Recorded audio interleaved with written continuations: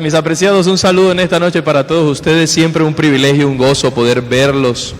Cada vez que salimos aquí sabemos que el Señor tiene un propósito en su corazón y que ese propósito se cumple dentro de los tiempos de Dios, ¿verdad? ¿Cuántos de ustedes se sienten en las manos de Dios que el Señor lo está transformando? ¿Cuántos sienten eso? Que hay una obra que el Señor está haciendo en su corazón, ¿verdad?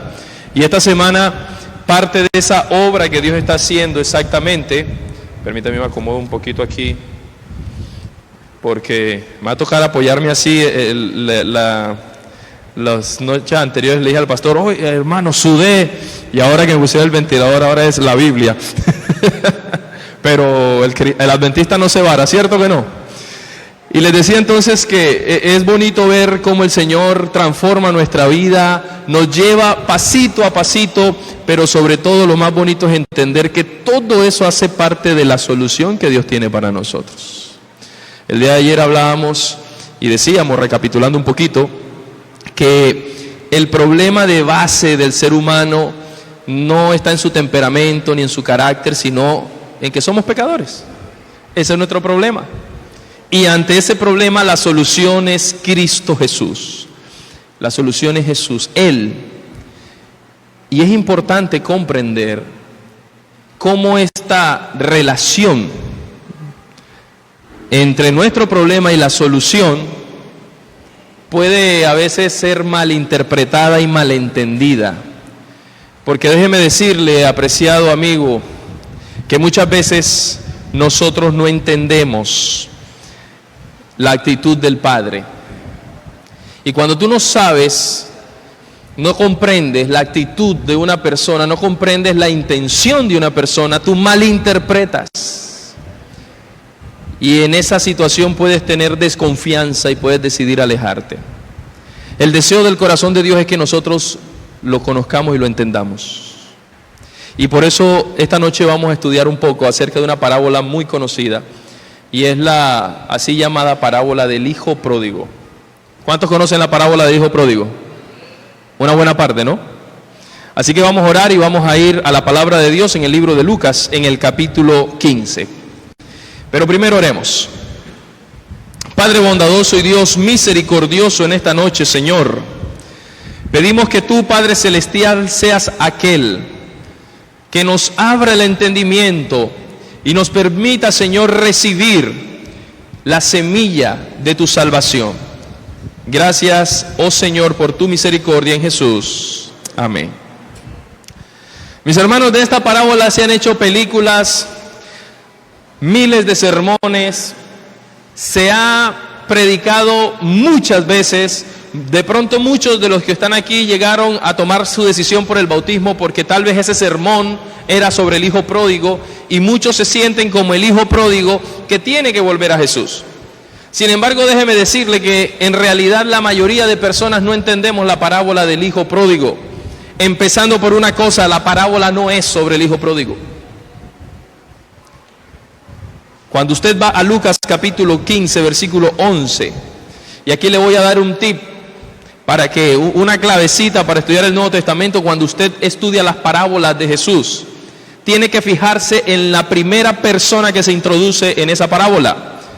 No es cómo empieza la parábola, sino la primera persona de la cual habla, porque en derredor de esa persona gira el sentido de la parábola.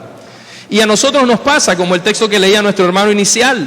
Así como Jesús, cuando hablaba del Padre, la gente no entendía, nosotros a veces no entendemos y somos tan descarados que creemos que entendemos. Pero la verdad es que muchas veces el pecado nos hace cortos de entendimiento.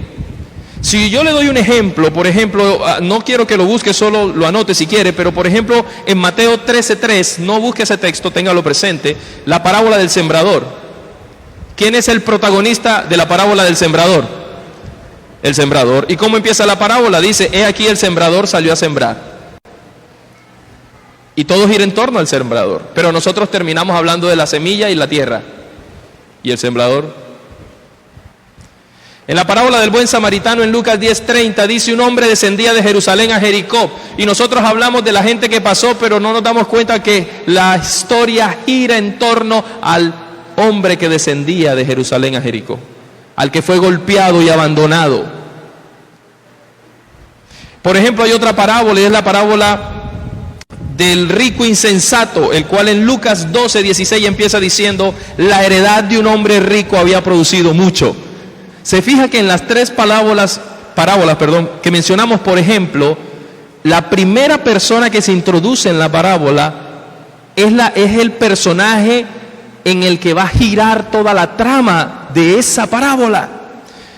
Podemos decir que es incluso el protagonista. Ahora, ¿cómo empieza la parábola del hijo pródigo? Versículo 11, Lucas capítulo 15. ¿Cómo empieza? Y es el primer versículo de esta parábola. Dice: también dijo Jesús, ¿un qué? Tenía 2 hijos. ¿A quién se menciona primero? Al padre. Ahora, el versículo no dice un padre tenía 2 hijos. Dice un hombre tenía 2 hijos. Pero si este hombre tenía 2 hijos, automáticamente eso lo hace ¿qué? El padre. En la parábola del hijo pródigo no se habla primero de los hijos. Es más, la parábola del hijo pródigo en realidad tiene 2 hijos, no 1. El protagonista de esta parábola, el centro de esta parábola no es el hijo, es el padre. Y aquí, mis apreciados hermanos, nos damos cuenta que en cuanto a nuestra relación con Dios y la manera en que nosotros vivimos una solución permanente en Cristo, que es la solución del pecado, nosotros no somos protagonistas. Y esto es muy importante, porque tenemos un ego inflado, tenemos una autoestima hasta perjudicial. Porque en vez de poner a Cristo en el centro de nuestra historia, nos ponemos nosotros mismos en el centro de la historia. Y la fe gira en torno a nosotros. Pero la Biblia nos está enseñando que el centro es Dios, no nosotros. Qué bonito ser el centro, a todos nos gusta. Qué bonito ser el protagonista de la historia, a todos nos gusta. ¿Sabe quién quería ser el protagonista de la historia en el cielo? ¿Sabes quién quería que la atención estuviera a Él y no en Cristo? Y cuando tú vives la fe con la atención focalizada en ti mismo y no en Jesús, estás viviendo el Evangelio desde el punto de vista equivocado, enfatizando al que es salvado, no al que salva. Te lo pongo así. Esta semana hablamos de que Cristo es un salvador y la solución de Cristo como salvador es salvar, y decíamos que Jesús se tiró en el mar de pecado de este mundo para sacarnos a nosotros que nos estábamos ahogando. ¿Recuerdas esa anécdota que decíamos, no? Ahora imagínate que tú estás en la playa, misma situación, y hay una persona ahogándose por allá. ¡Auxilio, auxilio!, grita la persona, y tú ves los bracitos que se levantan. Y de repente sale un héroe, el salvavidas, con su pantaloneta roja y sus salvavidas corriendo, se tira al mar, bracea, llega hasta donde está, le pone el salvavidas alrededor. Nada con el que se está ahogando hasta la orilla. El que se está ahogando llega inconsciente, le practica maniobras allí de primeros auxilios, le saca el agua y la persona bien. Ahora imagínate que tú eres un periodista y que tú estás viendo eso y tomas el video y todo. Pregunta: ¿a quién vas a entrevistar?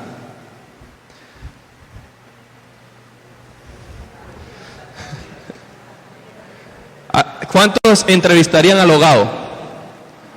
La hermana dice aquí. Mira, ¿tú te imaginas la nota? Sí, desde aquí, desde el lugar de los hechos, una persona se está ahogando y va donde el ahogado. Señor, qué forma tan impresionante de ahogarse. Dígame, ¿cómo hace para tragar tanta agua en tan poco tiempo? No. Uno va donde el salvavidas, amigo. Le felicito, acaba de salvar una vida. Para noticias locales, cuéntenos. ¿Dónde aprendió a nadar de esa manera? ¿Cómo supo qué hacer cuando la persona no estaba? ¿No es más interesante esa entrevista? ¿Qué le dice uno al ahogado? Oiga, tenga más cuidado. Pero no, queremos hacer protagonista al que salvan, no al que salva. Queremos hacer protagonista a la víctima, no al libertador. Y por eso nos queremos ver a nosotros en el centro del Evangelio, pero el centro es Jesús. La parábola empieza hablando del Padre, pero nosotros resaltamos al Hijo. Mi apreciado amigo, amiga, hermano de la iglesia que me escuchas en esta hora, si tu vida gira en torno a Dios, todo cambia de énfasis. Pero si tu vida gira en torno a ti mismo, tú estás sufriendo de algo llamado yoísmo. Esa palabra no existe, no la busque, creo que me la inventé yo.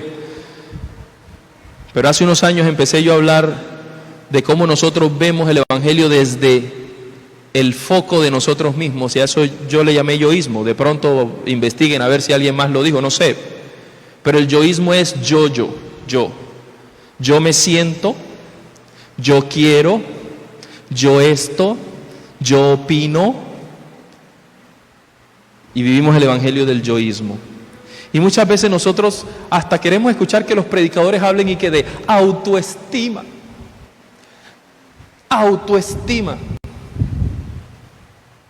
autogestión de la fe, autoapadrinamiento. ¿Sabe que todo lo auto a mí no me gusta? Auto es en mí mismo. Yo creo que no es autoestima, es el valor que Cristo me dio. Yo puedo vivir con base en mi autoestima, que es mi autoestima de mí mismo, o puedo vivir con base en la idea que Dios tiene de mí y que Dios dice de mí: tú eres mi especial tesoro, tú eres mi hijo. ¿Qué dice Dios de nosotros? Linaje escogido, real sacerdocio, nación santa. Cuando tú vives por el yoísmo y vienes a la iglesia, entonces si hay algo en la iglesia que a ti no te parece, no estoy de acuerdo, y te vas y dices no. Pero ¿qué tal que viviéramos por Cristo, y lo que a Cristo le parece, y lo que Cristo dice, y lo que Cristo ordena, renunciando a nuestros propios imaginativas y adaptando o adoptando la voluntad de Dios en nuestra vida? ¿No le parece que eso es realmente cristianismo? Pero no, la iglesia no la pintaron del color que yo dije, y es que esos no saben de pintura, ellos sí, porque yo he trabajado como maestro de obra blanca 15 años y no fueron capaces de hacerme caso. Yo voy a una iglesia donde valoren mi opinión. Felicitaciones, Lucifer.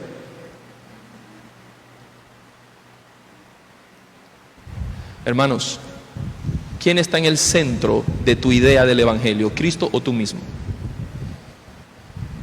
La parábola nos habla del Padre. Y de hecho la parábola empieza diciéndonos que este padre tenía 2 hijos. Ahora, no es que nosotros no seamos importantes en la solución de la salvación, es que nosotros venimos después. Primero Jesús, y nosotros vamos después. La Biblia dice, versículo 12, y ahora vamos a entender a los hijos, ahora sí venimos nosotros. Ya sabemos que el centro es Jesús, ¿verdad? Que el principal y el protagonista es Dios, no nosotros. Que el que salva es más importante que al que salvan. Pero ahora la Biblia dice, lo interesante de esto es que cuando el menor pide que le den lo que le corresponde, el versículo 12 termina diciendo que les. O sea que noticia para los que estamos avispados, ¿al mayor también le dieron su parte? ¿Qué dice la Biblia? Les repartió los bienes. Interesante, ¿no le parece?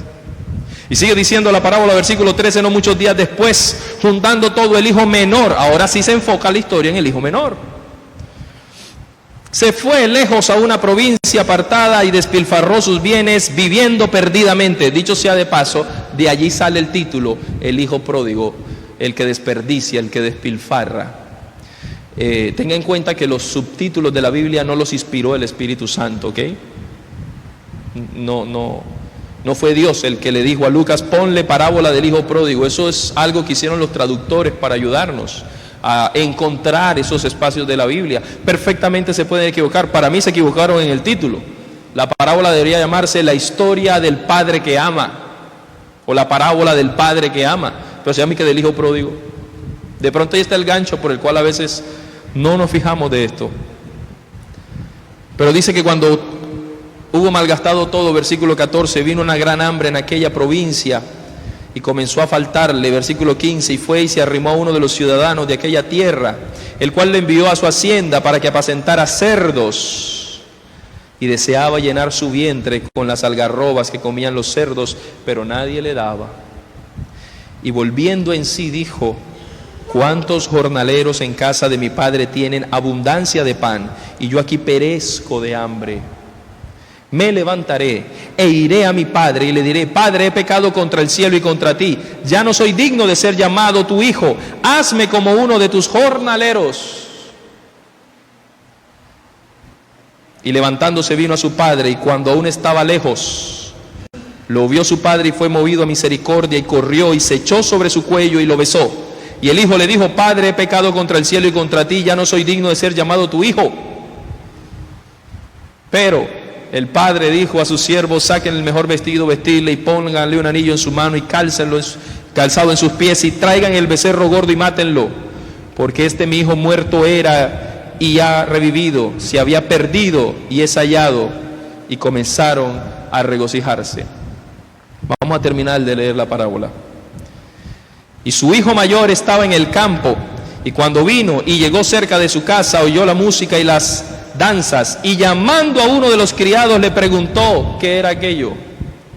Y él le dijo: tu hermano ha venido a tu padre, ha hecho matar un becerro por haberlo recibido bueno y sano. Entonces él se enojó y no quería entrar. Salió por tanto su padre y le rogaba que entrase.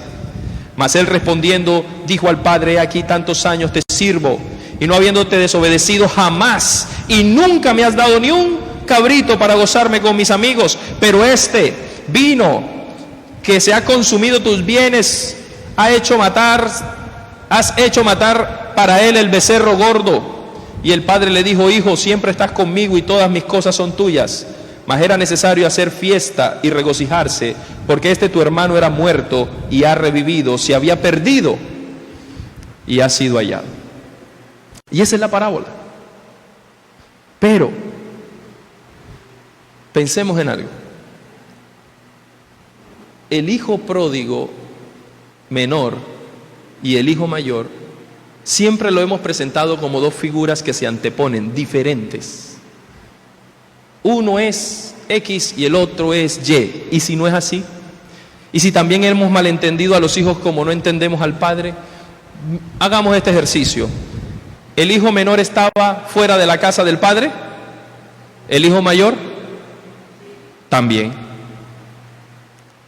¿Dónde dice la parábola que estaba el hijo cuando estaba la fiesta en la casa del padre? Él no estaba en la casa. Él no estaba. Segundo, ¿por qué el hijo no entró a preguntar? Si él vivía ahí, ¿por qué no entró a preguntar? Si esa era su casa, ¿por qué no fue y entró? ¿Por qué mandó a llamar a uno de los siervos y le digo: ven acá, infórmame qué está pasando en la casa de mí? ¿No le parece raro eso? Él tampoco estaba dentro de la casa. Es más, al hijo menor, cuando volvió todo harapiento, todo vuelto nada, el padre salió a encontrarlo, ¿sí o no? Y al hijo mayor, el padre lo esperó dentro de la casa o también salió a buscarlo. En conclusión, a ambos hijos, el padre salió a buscarlos. A ambos hijos podemos decir, no estaban en la casa del padre. Uno estaba cerca, pero no dentro. El otro estaba lejos. Y es interesante esto, muy interesante, hermanos, para nuestra fe, para nuestra salvación. ¿Por qué? Porque si tú te fijas, ninguno de los hijos entendía al padre. ¿Quién es el protagonista de la historia? El padre. Los hijos no lo entendían. El hijo menor pensaba que su felicidad estaba en estar lejos del padre, viviendo a su manera. Él creía que el cambio que él necesitaba en su vida era alejarse de las reglas de su papá, porque vivía en la casa de su padre. Entonces, dame lo que me pertenece, que me voy. Pero el hijo mayor también estaba equivocado, porque el hijo mayor creía que su felicidad era obedecer las reglas del padre. Cuando el hijo mayor le pide razón de esa fiesta al padre, le dice: te he obedecido toda mi vida. ¿Cuál fue el reclamo? Toda mi vida, y nunca me has dado ni una ovejita. Y a este sinvergüenza le matas un toro. ¿Estaba insatisfecho el hijo mayor? ¿Desconfiaba del padre el hijo mayor? Igual que el hijo menor, ninguno lo entendía. No entendían al padre. Mientras el menor creía que su felicidad estaba en alejarse del padre, el mayor creía que su felicidad estaba en obedecer al padre. Pero los dos estaban equivocados. Porque la felicidad de ellos no eran las normas del padre, ni tampoco su tristeza. La felicidad de ellos era el padre, no las normas de la casa. La felicidad de ellos era su papá, la figura, no lo que él decía. Mis apreciados, hay solo dos tipos de personas que buscan a Dios: los que han estado lejos sin entender a Dios y los que estando cerca de Él todavía no lo entienden.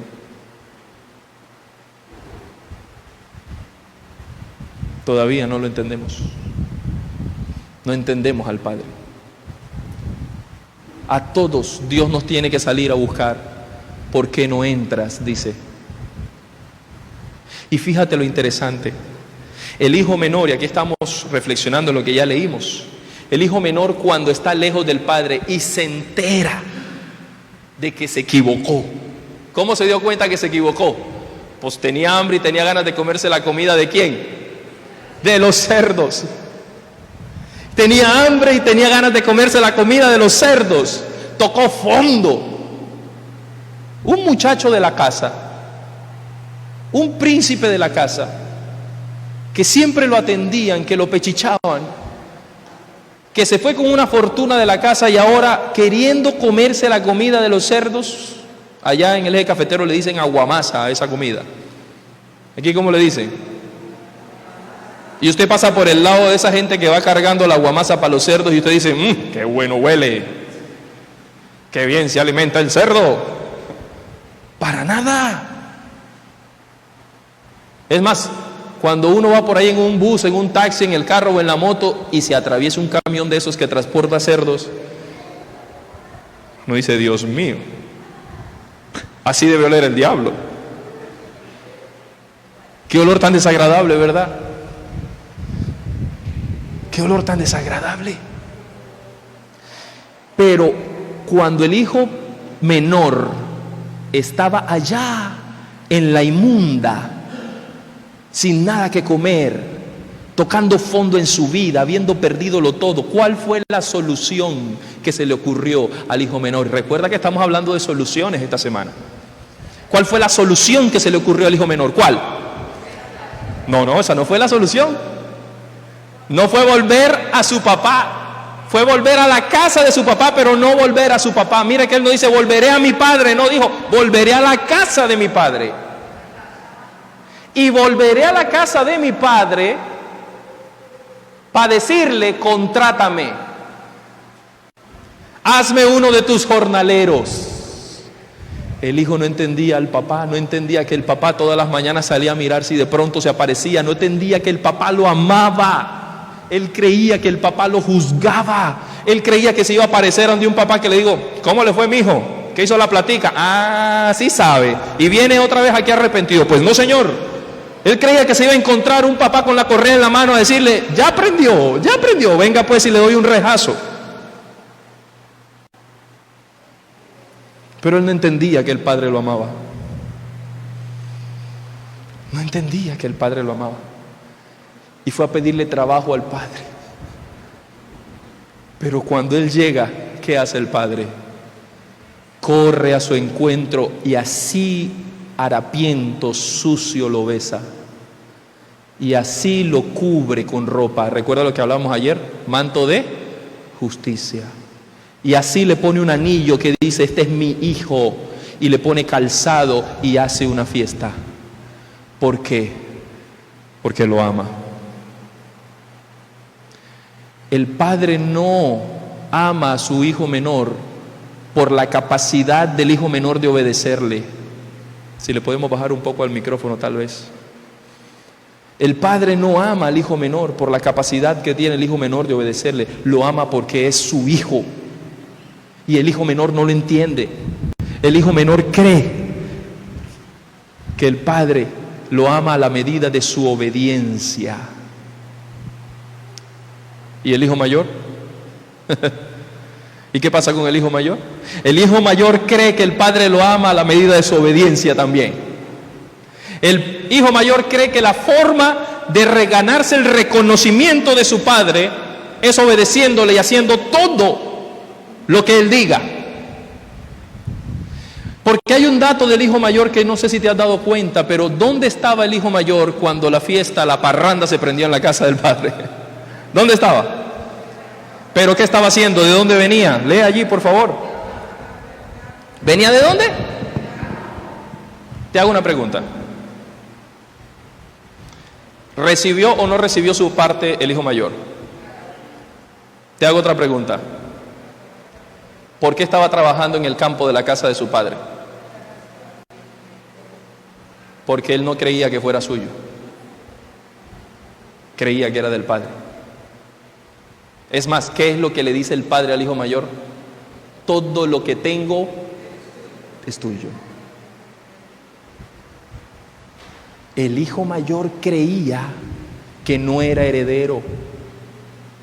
Mis hermanos, los dos hijos estaban equivocados. Los dos hijos estaban equivocados. Yo sé que hay aplicaciones en el espíritu de profecía y algunos teólogos que dicen que el hijo mayor representa a aquellas personas que están en la iglesia y son tropiezo para aquellos que vienen a volver a Dios. Y es verdad. Pero ese no es todo el significado de la parábola. Hoy estamos estudiando el otro significado de la parábola. Porque la Biblia es clara. El padre tuvo que salir a buscar a los dos. A los dos los tuvo que buscar. ¿Por qué? Porque ninguno lo entendía. Ni el mayor ni el menor entendían al padre. Y quiero detenerme aquí, amigo que me escuchas, amiga. Quiero detenerme aquí, hermano de la iglesia, joven, para hacerte una pregunta. ¿Tú sí entiendes a tu Padre Celestial? ¿O crees que si le desobedeces te va a dejar de amar? ¿O crees que si no trabajas para Él, lo que tiene Él no te lo va a dar? ¿O crees que tu felicidad está en alejarte de esas normas que según tú te limitan? ¿O crees que tu felicidad está en obedecer las normas y crees que por obedecer te tienes que ganar algo? Si tú has pensado en alguno de esos sentidos, hoy el Espíritu Santo quiere que entiendas que no comprendes al Padre. Y es que nosotros hemos caído en la trampa del enemigo de no entender a Dios, ¿sabe? Por alguna razón, vemos a Dios como un ser vengativo, crítico, que está dispuesto al mínimo error de nosotros pagarnos con una consecuencia. Es más, cuando nosotros nos pasa algo malo, en lo primero que pensamos es, ¿en qué me equivoqué que Dios me está castigando? ¿Sabes qué fue lo primero que dijo Dios de Él mismo en la Biblia? Se lo dijo a Moisés. Fue lo primero que Él dijo de sí mismo. De hecho, lo estudiamos en la lección del trimestre que recién acabó. Fue de las primeras lecciones. Cuando Moisés le preguntó a Dios, le dijo, déjame ver tu gloria. Dios se manifestó, lo cubrió con su mano en la peña y pasó y dijo, Jehová, Jehová, fuerte, misericordioso y piadoso. ¿Qué fue lo primero que dijo de él? Tardo para la ira. Pero como nosotros crecimos con papás y mamás reactivos, que apenas derramábamos el jugo, había una reacción violenta, que apenas reventábamos el vidrio por andar jugando, había una reacción violenta, que apenas al más mínimo error, había una reacción violenta, como la mayoría de nosotros crecimos con Martín Moreno en la casa. ¿Quién es Martín Moreno? El que saca lo malo y mete lo bueno. Martín Moreno, el rejo, el palito, el pedacito de caña. ¿Sabes que hay un factor psicológico importante que dice que la forma en que un padre y una madre, especialmente el padre, interactúa con su hijo en relación a la disciplina, establece las primeras convicciones del niño sobre Dios? Cuando un padre es violento, el niño cuando acepte a Dios va a tener un trauma de base que le va a decir que Dios es violento, porque por algo Dios se llama Dios Padre. La figura de autoridad que significan los padres es como cuando un niño ve, yo tengo una niña de 3 años, yo soy su superhéroe, yo soy todo, papá todo lo puede. Si algo le asusta, ¿a dónde corre? A los pies de papá, porque papá me puede defender, porque papá esto, papá lo otro. Pero ¿qué pasa cuando papá es duro con ella? Hay un mensaje que se empieza a formar. Hermanos, nosotros debemos superar nuestros traumas de la infancia, entendiendo que nuestro verdadero padre no es ese hombre que nos crió, nuestra verdadera madre no es esa mujer que nos crió. El Señor dice: aunque padre y madre te abandonaren, con todo eso yo te recogeré, dice Jehová. Nuestro verdadero progenitor es Dios. Nuestro verdadero padre es Dios. Y mientras muchos de nuestros padres nos lastimaron, Dios dio la vida por nosotros. Mientras muchos de nuestros padres nos dijeron cosas horribles de niños, que nos dejaron sembrada en la mente pensamientos muy malos, Dios dice de nosotros, conociendo lo peor de nosotros, dice lo mejor de nosotros. Quien te ama es Dios. Y lo que debes entender hoy es que Dios te ama. Y en respuesta debes comprender que la decisión de seguir a Cristo no es una decisión racional, sino que al que me ama y actúa por amor, yo le respondo por amor. El Señor Jesús lo dijo. Por favor, vea la palabra de Dios. Ubícate en el libro de Juan capítulo 14, versículo 15. Juan capítulo 14, versículo 15. Recuerda, el hijo menor creía que huir de las normas del padre era su felicidad. El hijo mayor creía que cumplir al pie de la letra las normas del padre era su felicidad. Los dos estaban equivocados, porque su felicidad era el padre. Si ellos amaban al padre como el padre los amaba a ellos, ahí estaba su felicidad. Ahí estaba su felicidad. Y en ese sentido Jesús nos dijo, versículo 15, Juan 14: si me amáis, ¿qué cosa? No es si me quieres agradar, no es si quieres ser salvo, dice si me qué. Y ese versículo es muy poderoso, porque el motivo de guardar los mandamientos de verdad es amar a Dios. Por ende, nadie puede estar dispuesto a guardar los mandamientos si primero no ama a Dios. Y aquellos que guardan los mandamientos creyendo que así se gana la salvación son iguales al hijo mayor. Y aquellos que huyen de los mandamientos creyendo que no les conviene son iguales al hijo menor. Pero a los dos el padre sale a buscarlos para meterlos en su casa. A los dos el padre les aclara que no es así. Al hijo menor, que creía que el padre lo iba a juzgar por su error, recibió todo el amor del padre. Y al hijo mayor, que creía que ya no merecía nada, o creía en una meritocracia, el padre le aclaró: pero es que todo lo mío es tuyo, ¿qué te haces matando? Ahora, pregunta, ¿estuvo mal que el hijo menor se fuera lejos? ¿Está mal que los hijos se vayan y hagan su vida? No. ¿Cierto que no?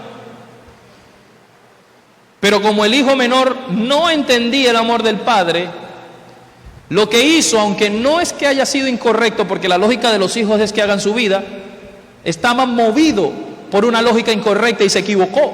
Diferente hubiera sido que le hubiera dicho: padre, ¿sabes una cosa? Yo como hijo menor sé que no tengo herencia en el sentido que mi hermano es el mayor, ¿no? Quiero empezar unos negocios en la ciudad de al lado, son unos 2 semanas de camino. ¿Me permites ir e iniciar mis negocios? Qué diferente, ¿no? ¿Qué le hubiera dicho el padre? ¿Cuánto necesitas? Vea, regáleme esto o présteme esto de mi herencia, que voy a montar unos negocios allá. Perfectamente hubiera podido vivir allá y venir a visitar a su padre. ¿Eso no es? Y si el hijo mayor, ¿qué hacía trabajando él como un jornalero cuando eso era de él? No es lo mismo salir a trabajar una tierra para que te pague el dueño de la tierra, a salir a trabajar Una tierra porque va a ser tuya, porque tú eres el heredero. A ir a mirar a los trabajadores y decirle: Señor, no holgazaneen, a trabajar en el viñedo. Mire, aquí hay una cerca rota, vamos a repararla. ¿Por qué? Porque es mío. Cuando nosotros no entendemos al Padre, vivimos bajo lógicas equivocadas que nos llevan a comportamientos equivocados que nos traen resultados negativos. Todo está en entender: Dios es amor y nos ama. Cuando yo me equivoco, su primera intención no es castigarme, es redimirme. Cuando yo me acerco a Él, su primer instinto no es criticarme, es recibirme. Pero el Padre sí tiene reglas. El amor de Dios no consiste en dejarte hacer lo que tú quieras. El modelo de Dios no es un modelo permisivo. Dios no se siente conforme con que vivas a tu manera. Él dejó los mandamientos de Dios como la guía para que tú vivas a su manera. Los mandamientos sí son importantes. No porque los mandamientos nos salven, el que nos salva es Cristo, sino porque si nosotros amamos a Dios, guardamos sus mandamientos. Querido amigo, querido hermano, tal vez tú no lo sabías y eres el hijo menor. Tal vez tú no lo sabías y eres el hijo mayor. Hoy los dos podemos llegar a ser verdaderos hijos de Dios al entender y aceptar que Dios nos ama. Que mira, interesante, cuando nos acercamos a Dios, Él nos recibe como estamos, porque el hijo pródigo estaba así, todo feo, pero Él no lo dejó así. Él lo vistió, lo calzó, hizo cambios en él. Y al hijo mayor tampoco lo dejó así. Lo invitó a entrar, le dijo: todo lo mío es tuyo. El Señor te recibe como tú eres, pero no te quiere dejar así. Pero si tú crees que Dios es atrevido, que Dios no te ama, que Dios es una persona que exige pero no entrega, que Dios es alguien psicorrígido, de mente cuadrada, si tú crees que Dios no te conviene, todavía no has entendido al Padre. Porque hay algo interesante sobre el amor. Y me gustaría aprovechar para invitarlos el día de mañana, porque vamos a hablar ese tema del amor, ¿sabe? El tema más importante de la Biblia es el amor. Sobre todas las cosas, el tema más importante es el amor. Sin el amor, ni la profecía sirve. Pero eso será mañana. Pero por hoy hay que entender una cosa: la peor situación posible para tu vida es no entender el amor del Padre. El peor escenario posible, la peor circunstancia en la que tú puedes caer es en tomar decisiones y vivir tu vida sin comprender el amor del Padre. Por eso mañana vamos a hablar del amor del Padre. Pero por hoy, quiere Dios que en nuestra mente haya una realización de una idea. Dios me ama. Puedo acercarme porque me ama. Puedo estar seguro que ante mis errores, Él me ama. Puedo estar seguro que si le entrego mi vida a Dios, no voy a estar en desventaja porque Él me ama. El miedo de bautizarnos, ese terror que muchos superamos gracias a Dios, y muchos en el bautisterio temblábamos. Yo he tenido personas en mis manos que voy a bautizar y ellos tiemblan, y yo digo: ¿está temblando o eres tú? Miedo, porque creen que Dios es fuego consumidor, y pues Dios sí es fuego consumidor, pero primero es amor. Y tú eres su hijo, tú eres su hija. Tus errores a Dios no le pesan. Que sigas intentando, a Él le gusta. Que decidas volver a Él, oír a Él le agrada. No vas a encontrar una puerta cerrada en la casa del Padre, porque Él te está esperando. Ay, pastor, qué bonito. A los amigos que nos acompañan, no, a ti también te está esperando. porque los hijos mayores también nos fuimos de la casa. Y vivimos obedeciendo y nos olvidamos que Dios nos ama. Y creemos que el éxito está en ser obedientes. No, el éxito está en amar a Dios. El éxito está en recibir el amor de Dios, aceptar el amor de Dios, porque Dios es amor.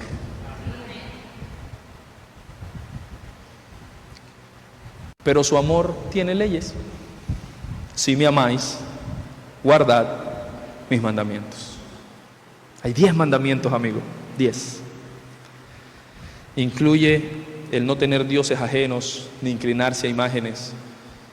Incluye el no tomar el nombre de Dios en vano. Incluye el honrar a padre y madre. Incluye el no matar, no robar, no cometer adulterio, no hablar falso testimonio. Pero dentro de esas cosas incluye algo. Acuérdate del día de reposo para santificarlo.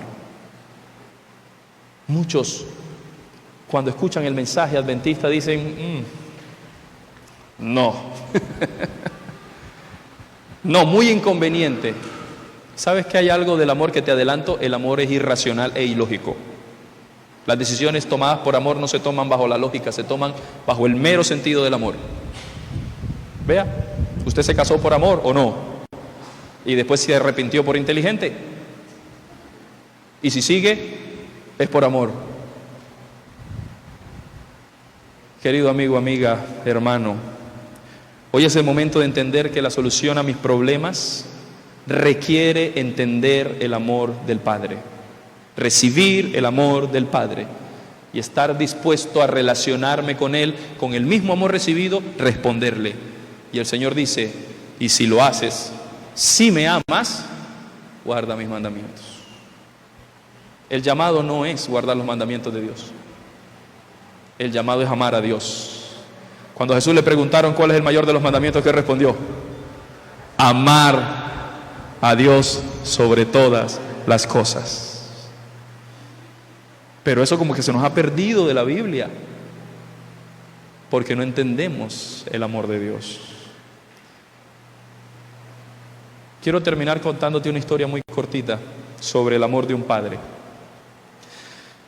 Un hijo vicioso iba a heredar una gran fortuna de un hombre multimillonario. El hombre escribió en su testamento que le dejaba todas las cosas a su hijo bajo una condición: que si su hijo fracasaba y perdía la fortuna, debía volver a la finca familiar donde ellos vivían, ir al granero donde normalmente guardaban ciertas herramientas y elementos, y colgarse de la viga, ponerse un lazo en el cuello y literalmente ahorcarse él mismo. El hijo dijo, pues claro, ¿cómo voy a fracasar con esa mano de plata que me deja mi papá? Tengo para vivir sin trabajar el resto de mi vida. Firmó el contrato. Pasados los años, adivine qué, perdió la fortuna, porque no hay fortuna ni riqueza que soporte un vicio ni lo aguante. Y cuando el hombre perdió la fortuna y se declaró en bancarrota, el abogado se le apareció y le dijo, aquí está la condición, debes ir y cumplir. El muchacho, vuelto nada, llegó allá, entró con nostalgia a la casa del padre, vio toda la casa empolvada y cubierta, y se acordaba de su padre dándole comida, se acordaba de su padre educándolo, se acordaba de su padre regañándolo, y con dolor empezó a llorar y decía, si le hubiera hecho caso a mi padre, si hubiera valorado a mi padre, si hubiera prestado atención a lo que él me decía. Ahora entiendo que lo que mi padre me decía, me lo decía porque me amaba, no porque me odiaba. Y él, lleno de remordimiento, dijo, merezco morir, porque traicioné al único que me amó en esta vida. Solo me tenía a mí, yo solo lo tenía a él y no le hice caso, merezco morir. Y se fue para el granero. Y cuando entró al granero vio la horca colgada de la viga principal. El padre la había dejado ahí antes de morir. La horca, esa cuerda, estaba llena de polvo y esa cuerda se veía vieja, habían pasado muchos años. Así que el muchacho buscó unas cosas y se subió y alcanzó esa cuerda ya vieja. Y se la puso en el cuello y se ajustó el nudo. Y dijo, Padre, perdóname, merezco morir. Y se tiró. Pero cuando la cuerda tiró del cuello, se quebró. Y el muchacho cayó al piso, asustado. Pero cuando cayó al piso, notó que cositas brillantes caían. Y al revisar la cuerda se dio cuenta que la cuerda había sido manipulada y que dentro de la cuerda, escondido, habían joyas preciosas, diamantes, rubíes, esmeraldas, perlas. Y cuando empezó a desenvolver la cuerda se dio cuenta que había una fortuna en piedras preciosas escondidas en la cuerda.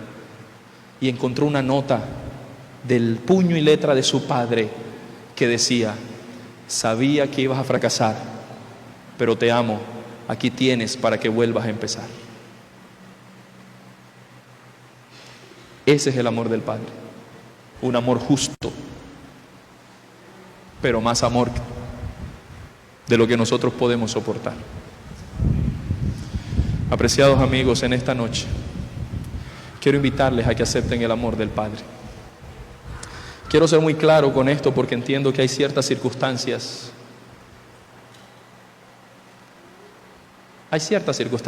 Voy a decirlo así.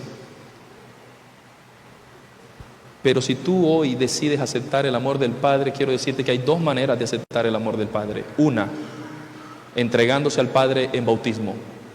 Dos, renovando el pacto del bautismo. Porque tanto los que estamos lejos como los que estamos cerca, después de que estemos fuera de la casa del Padre, no estamos con el Padre, no entendemos su amor. Tú puedes decir: yo sí amo a Dios esta noche. Porque si tú puedes decir eso, quédate sentado. Pero si tú esta noche concluiste y dijiste: soy el hijo mayor, y ni siquiera me había dado cuenta, o si tú concluiste y dijiste: soy el hijo menor, entonces el llamado es para ti. Ambos hijos se acercaron a la casa del Padre. Hoy yo te invito para que tú te acerques a esta plataforma, seas bautizado o no, pero al acercarte a esta plataforma y al recibir esta oración, estás aceptando el amor y la presencia del Padre de manera simbólica. Amigo, amiga, hermano de la iglesia, hermana, ¿necesitas aceptar el amor del Padre? Ven que acá te espero. Di como el hijo: me levantaré e iré a la casa de mi Padre. Ven y recibe esta oración. No te dé vergüenza. ¿Qué pena hay en acercarse a aquel que me ama? Ninguna. El Señor te espera con los brazos abiertos. ¿Cuánto decimos amén por las personas que hoy reciben el amor del Padre? Gloria al Señor. Quiero invitarles a que se acerquen, porque vamos a orar por ustedes en esta hora. Si hay alguien más que en su corazón siente hoy el llamado del Espíritu Santo a recibir el amor del Padre, por favor acércate en el nombre de Jesús. No tengas miedo. Los pasos de fe, el cielo los recompensa con grandes bendiciones. Oremos. Bendito Dios y Padre nuestro, gracias por tu misericordia. Gracias por tu amor, porque tu amor es esencial, tu amor es especial, tu amor es todo lo que debemos entender esta noche sobre ti. Padre bondadoso, te pido por esta iglesia y por los amigos que nos acompañan. Te suplico, Señor, que si alguno de ellos se ha visto tocado por el mensaje de hoy, especialmente aquellos que aceptan este llamado frente a esta plataforma, te suplico, Padre Celestial, que obres el milagro de la transformación. Permite, Padre Celestial, que podamos recibir y aceptar tu amor. Permítenos, Padre Celestial, poder vivir no como hijos lejos de su Padre, sino como hijos en el corazón de su Padre. Hay un Padre en los cielos que nos ama y hoy lo aceptamos y lo recibimos. Y deseamos responder con el mismo amor. Tu palabra dice: si me amáis, guardad mis mandamientos. Pero primero está ese si me amáis.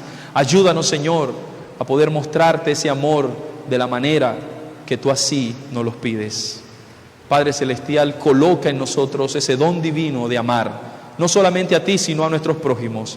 Y en esta noche, Señor, derrama tu bendición sobre nosotros. Llévanos a casa confiados de que tú hoy has sembrado en nosotros una solución que se llama Cristo Jesús. Padre Celestial, mañana al volver para profundizar sobre el amor que tú tienes para con nosotros, ayúdanos, Señor, a estar atentos y dispuestos a seguir recibiendo tu verdad. En el nombre de Jesús. Amén. Queridos hermanos, ¿cuántos decimos gloria a Dios? Por favor, dale un abrazo al que está a tu lado y dile: tu Padre te ama. Dios les bendiga y nos vemos mañana.